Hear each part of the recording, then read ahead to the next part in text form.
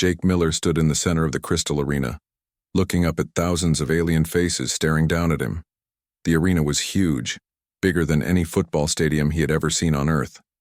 The walls were made of some kind of clear material that sparkled like diamonds under the bright lights above.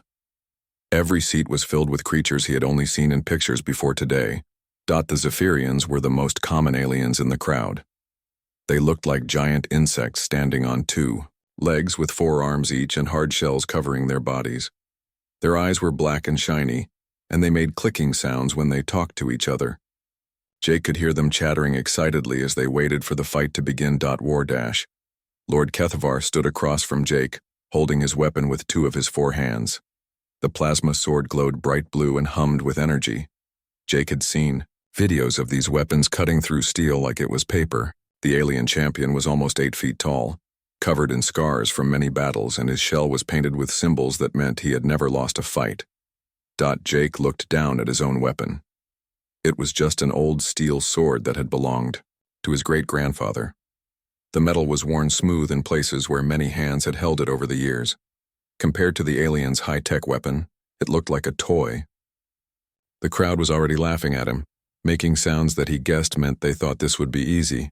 Dr. Lisa Park sat in the viewing area with the other humans from Earth.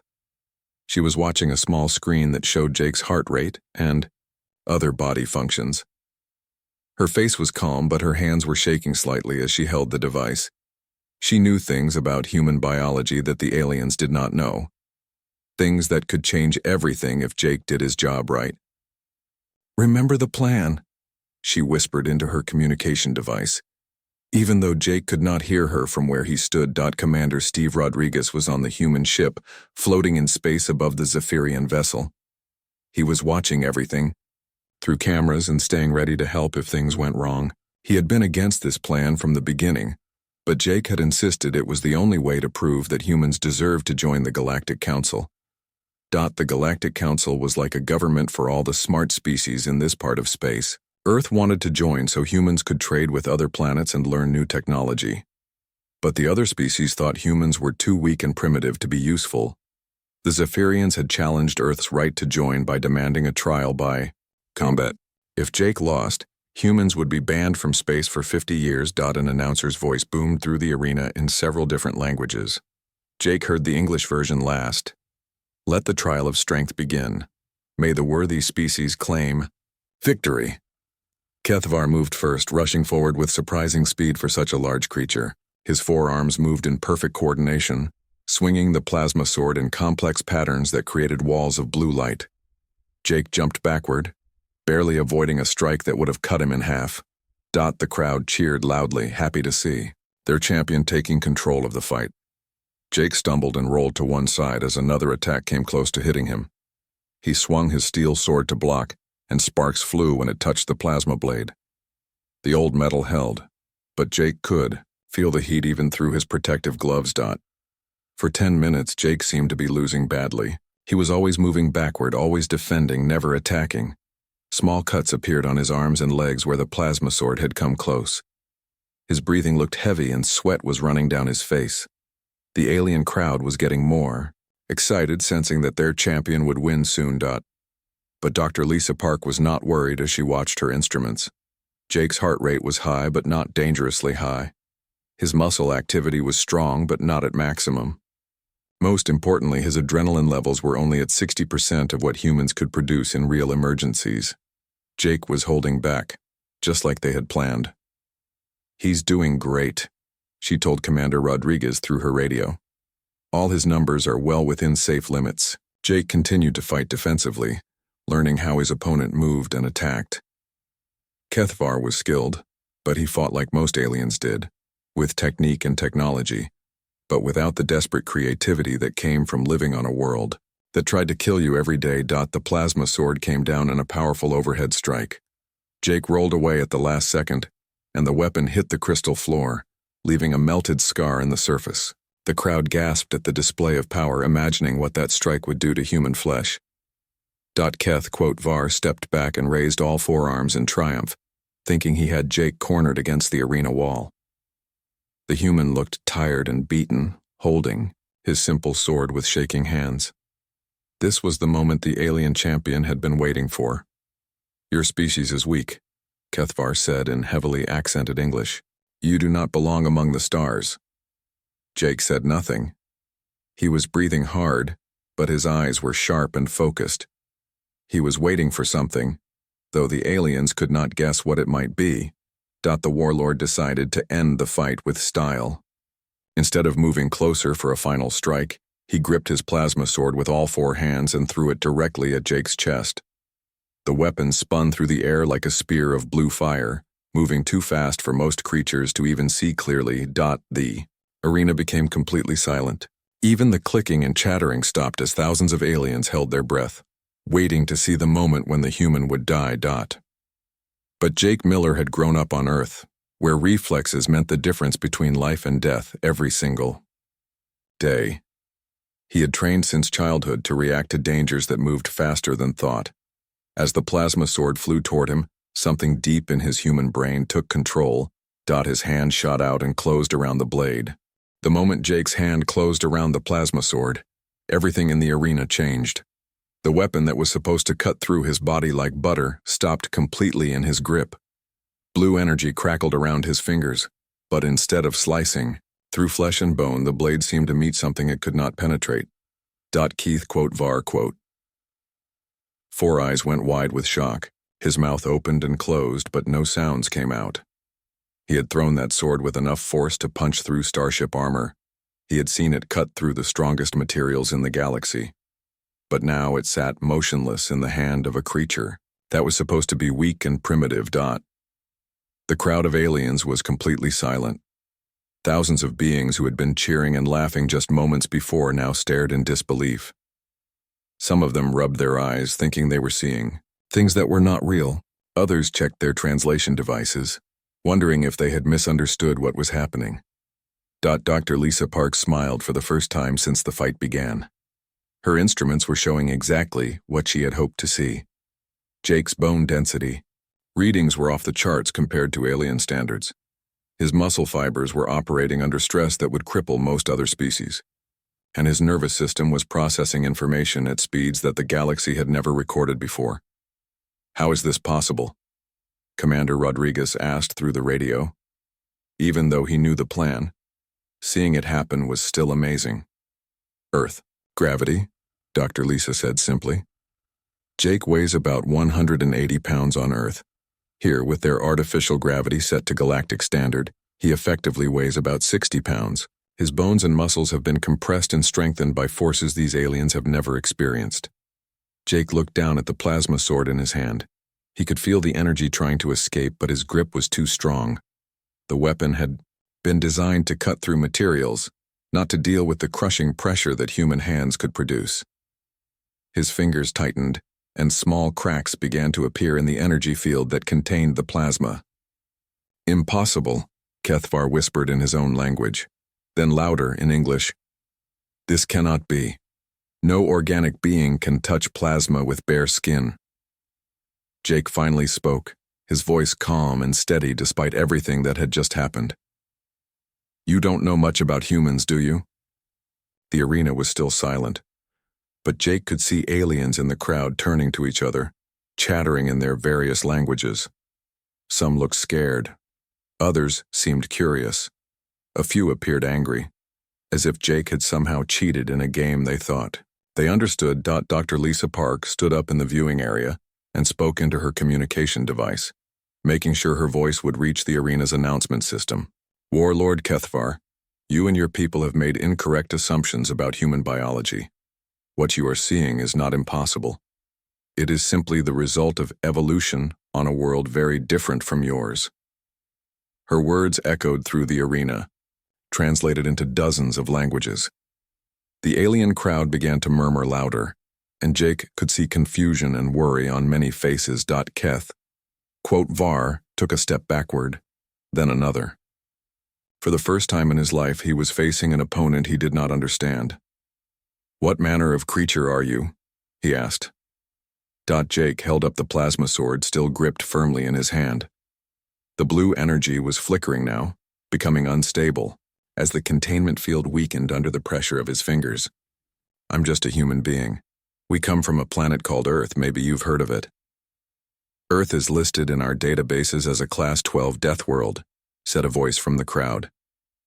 Jake looked up and saw a tall, thin alien with gray skin standing in one of the VIP sections. No intelligent life is supposed to be able to evolve on such a hostile environment. Dr. Lisa Park spoke again, this time addressing the entire arena.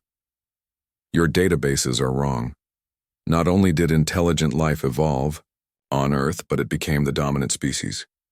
Humans are not just survivors of a death world, they are its apex predators. The word predators caused a stir throughout the alien crowd. Jake could see many creatures shifting nervously in their seats. In galactic society, most intelligent species had evolved from prey animals or scavengers. The idea of a thinking being that was also a natural hunter was frightening to many of them. Jake took advantage of the distraction to demonstrate something else. He held the plasma sword up high so everyone could see it clearly, then began to squeeze. His muscles tensed and the bones in his hand applied pressure that would have crushed stone. The plasma sword began to make a high-pitched whining sound. Cracks spread through the energy field like lightning and sparks started flying in all directions. The weapon that had seemed so powerful just minutes ago was now clearly breaking apart in Jake's grip. Stop, Kethvar said urgently. If the containment field fails completely, the energy release could kill everyone in the arena. Jake looked at him calmly. Then I suggest you surrender. The warlord's pride warred with his survival instinct. He had never surrendered in his life, but he had also never faced a situation like this. Around the arena, aliens were starting to stand up and move toward the exits, afraid of what might happen if the plasma sword exploded. I cannot surrender, Kethvar said finally. The honor of my people is at stake. Then let me show you something else, Jake replied. He adjusted his grip on the plasma sword, holding it by the handle instead of the blade. The energy field stabilized slightly, but the weapon was clearly damaged beyond repair. With one smooth motion, Jake snapped the sword in half. The sound was like breaking glass mixed with thunder. Pieces of crystallized plasma scattered across the arena floor, glowing briefly before fading to black. The energy that had been contained in the weapon dispersed harmlessly into the air, leaving behind only the broken metal handle. Jake dropped the pieces and looked up at Kethvar. Your sword is broken. Do you have another one, or are we done here? The warlord stared at the fragments of his weapon, then at the human who had destroyed it with his bare hands. Around the arena, thousands of aliens sat in stunned silence, trying to process what they had witnessed. For the first time in galactic history, a species had revealed capabilities that were completely outside the known parameters of biological possibility. And Jake Miller was just getting started. The broken pieces of the plasma sword lay scattered across the crystal floor like fallen stars. Jake stood in the center of the arena, breathing normally, while Kethvar stared at him with all four eyes wide open. The silence in the arena was so complete that Jake could hear his own heartbeat echoing in his ears. Suddenly, alarms began to sound throughout the Zephyrian ship. Red lights flashed, and automated voices started speaking in various alien languages. Jake could not understand most of them, but he caught enough words to know they were talking about impossible biological readings and security breaches. Guards to the arena, came a voice in English through the translation system. Secure the unknown threat immediately. Jake looked up at the thousands of aliens staring down at him. Many of them looked afraid now, their earlier excitement replaced by fear and confusion. He had not wanted to scare them, but he knew this moment was necessary. Humans needed to show their true strength if they wanted to be taken seriously in galactic politics. Dr. Lisa Park's voice came through the arena's communication system, clear and professional. There is no threat here today. What you have witnessed is simply a human being operating at normal capacity. We have been concealing our true abilities since first contact, because we wanted to be accepted as friends, not feared as enemies. A new voice joined the conversation from one of the VIP sections. It belonged to Ambassador Zethko, the Zephyrian leader who had challenged Earth's right to join the Galactic Council.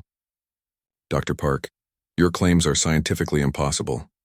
No organic creature can generate the pressure needed to crush a plasma containment field. With respect, Ambassador, Dr. Lisa replied, your science is based on species that evolved in low-gravity environments with abundant resources. Humans evolved under very different conditions. Jake decided it was time to explain things himself. He walked over to where Kethvar stood and picked up one of the larger pieces of the broken plasma sword. The metal was still warm from the contained energy, but it felt cool against his skin compared to the heat he was used to on Earth. Warlord Kethvar, Jake said, you asked me what manner of creature I am. Let me tell you about Earth. The arena fell silent again as Jake began to speak. His voice carried clearly in the crystal chamber, reaching every alien listener. Earth has gravity that is almost 3 times stronger than the galactic standard. Every step I take on my home world requires more muscle power than you use to lift heavy objects. Every breath I take there contains oxygen levels that would poison most species in this galaxy. Jake held up the broken sword fragment and slowly crushed it between his fingers, turning the metal into powder. Our weather includes storms that can level entire cities. Our oceans contain predators that hunt in coordinated groups. Our land has creatures that can run faster than your ground vehicles and bite through materials harder than this sword. Dr. Lisa Park activated her holographic display system, projecting images above the arena for everyone to see. The first image showed Earth from space, a blue and green planet that looked peaceful and beautiful. This is Earth, she announced. According to galactic classification systems, it is a Class 12 deathworld. Most intelligent species would die within hours of landing on its surface. The next image showed a human city during a thunderstorm. Lightning filled the sky and rain fell so hard it looked like a solid wall of water. This is what we call normal weather, Dr. Lisa continued. Humans build their homes to withstand forces that would destroy most galactic architecture. Kethvar found his voice again. But your people seem so fragile.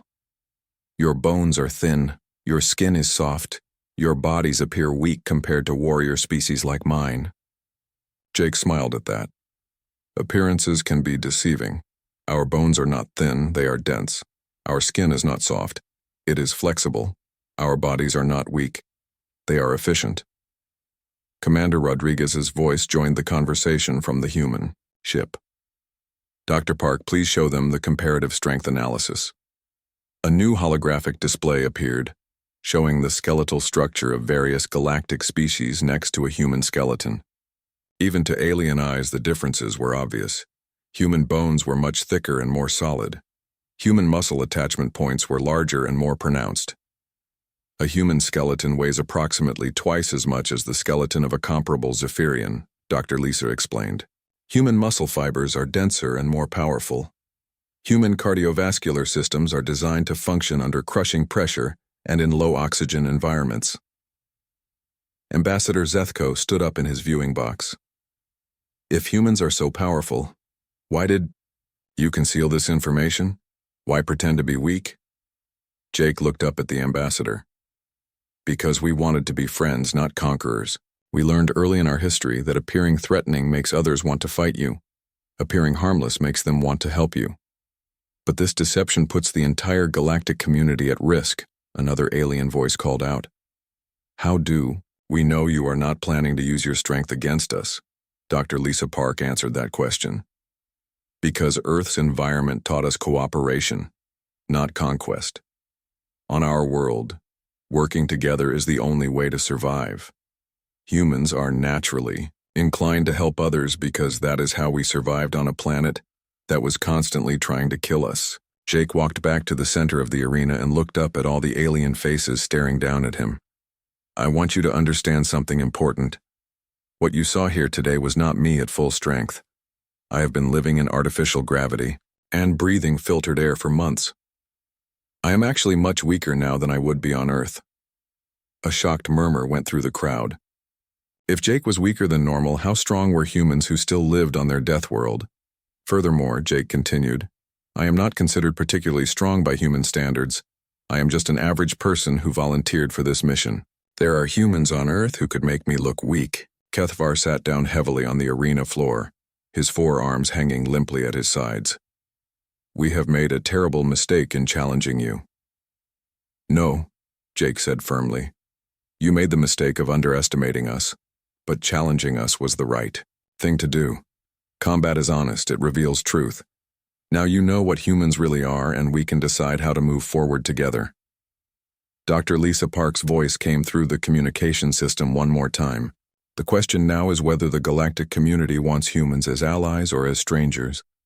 We prefer to be allies, but we will accept whatever decision you make." The arena remained silent as thousands of alien minds tried to process this new information about humanity. In the space of a few minutes, their entire understanding of Earth's people had been turned upside down. Jake stood quietly in the center of it all, waiting to see what would happen next. The emergency meeting of the Galactic Council began 3 hours after Jake's demonstration in the arena. Representatives from 47 different species gathered in the Great Chamber aboard the neutral station that served as the galaxy's political center. The room was designed to accommodate beings of many different sizes and shapes, with sections for those who breathed different atmospheres and those who required different temperatures. Ambassador Zethko sat in the Zephyrian section, still trying to process what he had witnessed. Beside him, Warlord Kethvar remained silent, occasionally looking at his 4 hands as if remembering how easily the human had destroyed his weapon. In the human section, Dr. Lisa Park sat alone at a table built for 5 people. Earth had been hoping to send a full delegation, but the Zephyrian challenge had forced them to bring only essential personnel. Jake Miller stood behind her, still wearing his simple combat clothing, the steel sword at his side. The council speaker, a tall crystalline being named Veltar, called the session to order. "We are here to address the revelations about the species known as humans. The combat trial has raised questions about Earth's membership application that require immediate discussion." The first to speak was Representative Mordak from the Hegemony Worlds. His species looked like large gray wolves that walked on 2 legs, and they were known for their military thinking. "The humans have deceived us all. They pretended to be weak while possessing strength that rivals our best warriors. How can we trust a species that lies so easily?" Dr. Lisa Park requested permission to respond. "Representative Mordak, we did not lie about our nature. We simply did not volunteer information that we felt would be frightening to other species. When directly asked about human capabilities, we always answered truthfully." "But you allowed us to believe you were helpless," said Ambassador Kalin from the aquatic worlds. Her species breathed water and spoke through a translation device that made her voice sound like flowing streams. "You took advantage of our sympathy and generosity." Jake Miller stepped forward and requested permission to address the council. Veltar granted it, curious to hear from the human who had shattered a plasma sword with his bare hands. "Honored representatives," Jake began, "I want you to imagine something. Suppose you discovered a new species that was 10 times stronger than your own people, with technology that could destroy your worlds and military experience fighting wars more brutal than anything in your history. Would you immediately tell them everything about your capabilities, or would you be careful about how much they knew?" The council chamber grew quiet as representatives considered his words. "When humans first encountered galactic civilization," Jay continued, "we learned that most of you evolved on worlds with light gravity, peaceful weather, and abundant resources. Your species developed intelligence to solve problems that had easy solutions. We developed intelligence to survive daily situations that should have killed us." Representative Jektor from the insectoid worlds clicked his mandibles nervously. "Are you saying that humans are naturally violent?" Dr. Lisa Park answered that question. "The opposite, actually. Earth's environment was so hostile that humans had to cooperate with each other to survive. Violence within our own species was a luxury we could not afford when the planet itself was constantly attacking us." She activated her holographic display again, showing images of humans working together in dangerous situations. These are rescue workers saving people from floods, earthquakes, and fires. These are doctors treating diseases that would kill most galactic species. These are engineers building structures that can withstand forces that would destroy your cities. The images showed humans risking their own lives to help others, often in conditions that looked impossible to survive. Humans learned long ago that individual strength means nothing without cooperation, Dr. Lisa continued. Our civilization is built on the idea that everyone helps everyone else, because that is the only way to survive on a death world. Ambassador. Yelseth from the philosophical worlds raised a tentacle to speak. But if humans are so cooperative, why do your historical records show so many wars? Jake answered that question. Because we are all so competitive. Earth taught us to fight for survival, so when we had defeated the planet, we sometimes fought each other. But we learned from those mistakes. Our wars became less frequent as we realized that cooperation was more effective than conflict. Warlord Kethvar finally spoke for the first time since arriving at the council station. I have fought many battles in my life, but I have never faced an opponent like Jake Miller. His strength was impressive, but what surprised me more was his restraint. He could have killed me easily at any point in our combat, but he chose not to. He only used enough force to win the trial. Representative Mordak was not convinced. Words are easy to speak, but actions reveal truth. If humans are so peaceful, why do they want to join the Galactic Council? What do they hope to gain? Dr. Lisa Park smiled at that question. Knowledge. Earth's environment has made us very good at survival, but we are still learning about science and technology. We want to share what we know about surviving in harsh conditions in exchange for learning, about physics, medicine, and engineering. And what do you know that could be useful to us? Asked Ambassador K. Quote, Lynn. Jake stood up and walked to the center of the chamber. We know how to survive. We know how to adapt. We know how to solve problems when there are no good solutions available. He looked around at all the alien faces watching him. Most importantly, we know how to keep going when everything seems hopeless. Commander Rodriguez's voice came through the communication system from the human ship. Dr. Park, please show them the disaster response footage. New images appeared in the holographic display. They showed humans responding to natural disasters that looked apocalyptic. Cities destroyed by hurricanes, forests consumed by fires, coastlines swallowed by tsunamis. But in every image, humans were working to save lives and rebuild.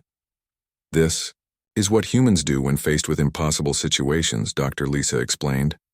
We do not give up. We do not run away. We find a way to survive and help others survive. The images showed rescue workers diving into dangerous floodwaters, firefighters running into burning buildings, doctors working in makeshift hospitals during plagues, and engineers building emergency shelters in the middle of disasters. Representative Jektor's voice was thoughtful when he spoke. These images show humans helping their own species. How do we know you would help aliens in similar situations? Jake answered immediately. Because that is what we do. Humans have a saying, a person in need is a person you help, regardless of who they are. We do not help others because they are human. We help others because they need help. Ambassador Zethko stood up in his section. I called for this trial by combat because I believed humans were too weak to contribute to galactic civilization. I was wrong about their strength, but I am still not certain about their intentions. Dr. Lisa Park looked directly at the Zephyrian ambassador. Then let us prove our intentions through our actions. Give us membership in the Galactic Council, and judge us by what we do, not by what we say. Veltar, the council speaker, called for a preliminary vote. All those in favor of granting humans provisional membership in the Galactic Council, with full evaluation after 1 standard year. Lights began to appear throughout the chamber as representatives cast their votes. Green lights meant yes, red lights meant no, and yellow lights meant abstention. The counting took several minutes, but when it was finished, the result was clear. 31 green lights, 12 red lights, and 4 yellow lights. The motion passes, Veltar announced. Earth is granted provisional membership in the Galactic Council. Jake Miller looked up at Dr. Lisa Park and smiled. They had done it. Humanity was no longer alone in the galaxy. 6 months after the vote, the first joint human-alien rescue mission was about to begin. The mining colony on Kepler 442b had been hit by seismic activity that destroyed most of their underground facilities.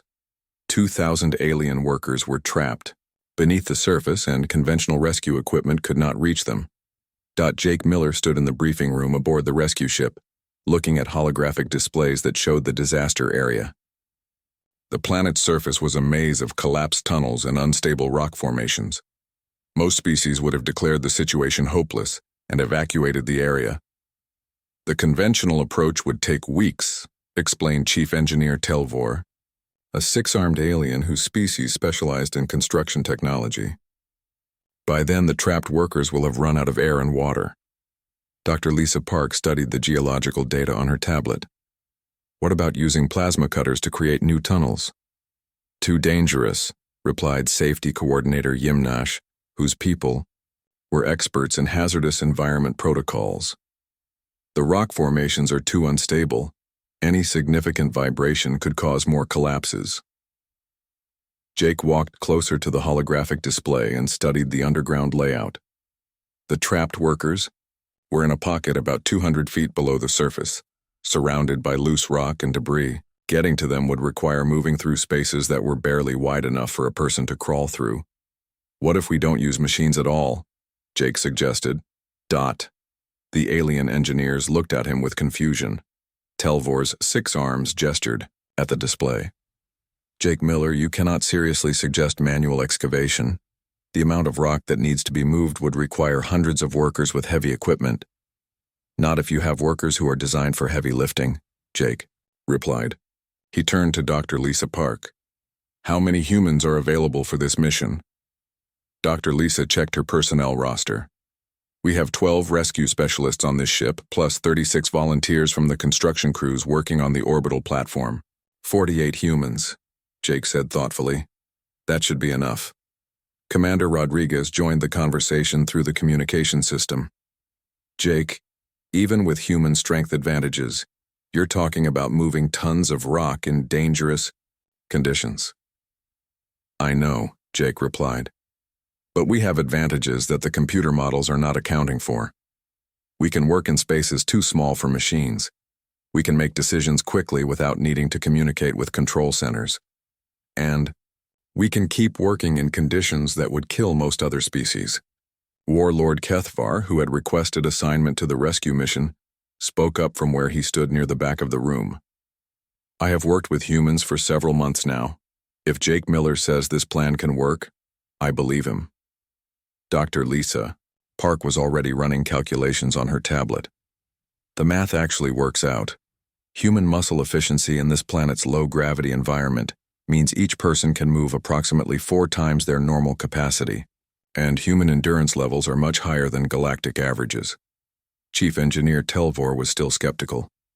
Even if humans can do the physical work, how will you navigate through unstable tunnel systems? One wrong move could kill everyone. Jake smiled at that question. We have something that your machines don't have. We have intuition. Humans have been digging through dangerous underground spaces for thousands of years.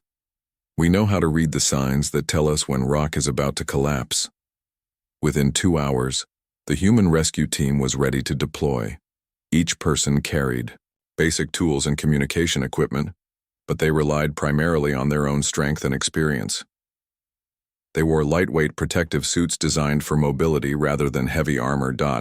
Jake led the first team into the collapsed mine entrance. The tunnel was dark and filled with dust, but human eyes adapted quickly to low-light conditions.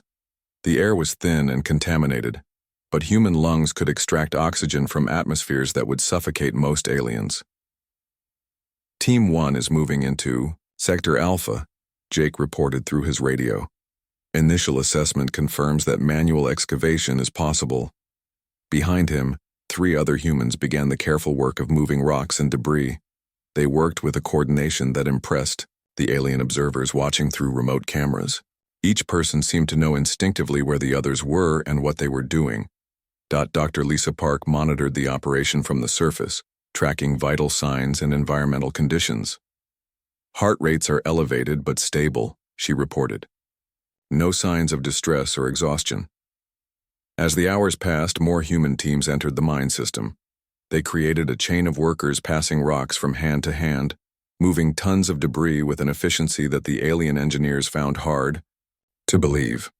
Most importantly, they worked in complete silence when necessary, communicating through hand signals and body language when sound might cause dangerous vibrations. Chief Engineer Telvor watched the progress reports with amazement. They are moving 3 times faster than our best estimates predicted. How is this possible? Warlord Kethvar answered that question. Humans do not think like machines. When machines encounter problems, they stop and request new instructions.